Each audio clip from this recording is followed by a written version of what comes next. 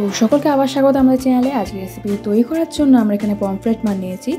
এগুলিকে আমরা মাঝখান দিয়ে ভালো করে চিড়ে নেওয়ার পর এর মধ্যে আমরা নুন এবং হলুদ দিয়ে ভালো করে আমরা এটিকে মাখিয়ে নেব।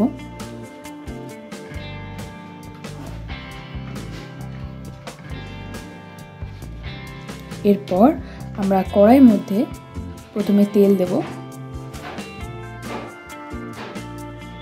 এরপর আমাদের মাছের পিসগুলিকে আমরা একে একে ভেজে নেব ভালো করে।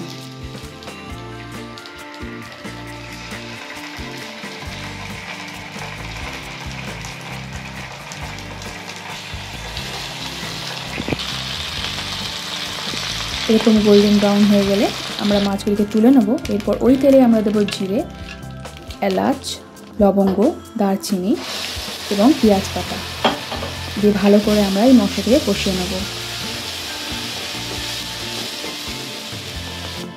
এরপর আমরা দেবো এর মধ্যে আদা রসুন বাটা দিয়ে আবার আমরা ভালো করে কষিয়ে নেব যাতে গন্ধটি চলে যায়। এরপর আমরা এর মধ্যে দেবো টমেটো বাটা দিয়ে আবার আমরা ভালো করে এটিকে কষিয়ে রান্না করে নেব।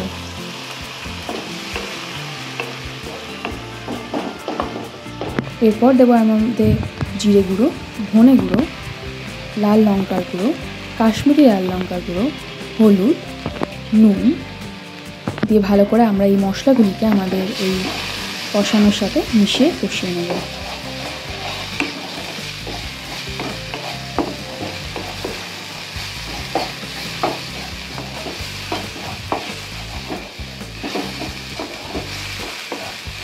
এরপর আমরা এটিকে ঢাকা দিয়ে কিছুক্ষণের জন্য রেখে দেবো। এরপর কিছুক্ষণ পর আমরা আবার এটিকে ভালো করে কষিয়ে নেব। এরপর আমরা দেবো এর মধ্যে পরিমাণ মতো জল দিয়ে আবার ভালো করে আমরা এটিকে কষিয়ে রান্না করে নেব।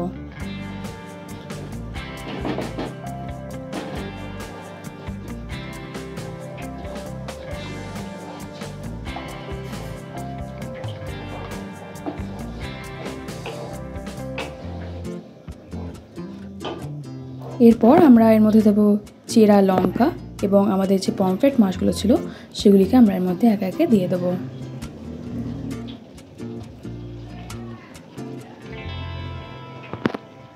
এরপর হালকাভাবে কিছুটা উল্টে পাল্টে আমরা এটিকে আবার ঢাকা দিয়ে রান্না হওয়ার জন্য রেখে দেবো।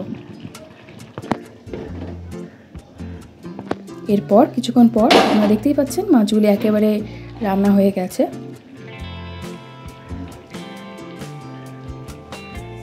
এরপর আমরা এর মধ্যে দেবো গরম মশলা দিয়ে হালকাভাবে একটুখানি আমরা এটাকে নাড়িয়ে দেবো এবং শেষমেশ আমরা এর মধ্যে দেবো ধনে পাতা কুচি। ব্যাস আবার আমরা এটিকে ভালো করে হালকা হাতে নাড়িয়ে নেব।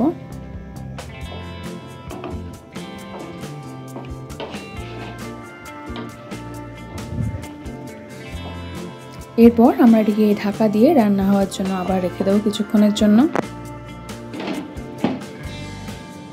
তো আজকের রেসিপিটি এইটুকুনি, দেখা হচ্ছে পরের ভিডিওতে।